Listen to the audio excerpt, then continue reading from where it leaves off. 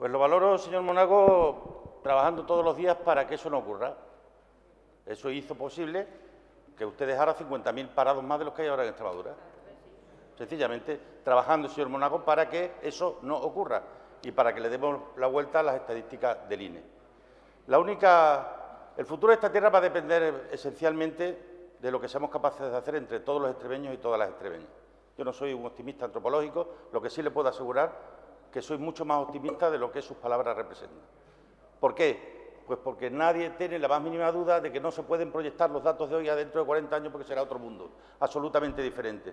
Un mundo en el que las cartas que se van a jugar, Extremadura las va a tener mejor que las ha tenido en el pasado, se lo puedo asegurar.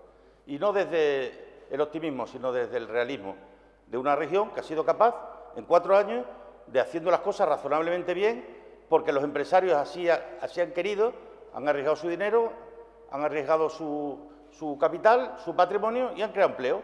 Y hoy hay 50.000 parados menos de lo que usted dejó. Sencillamente, señor Monago, lo valoro intentando cambiarlo para que no se cumpla.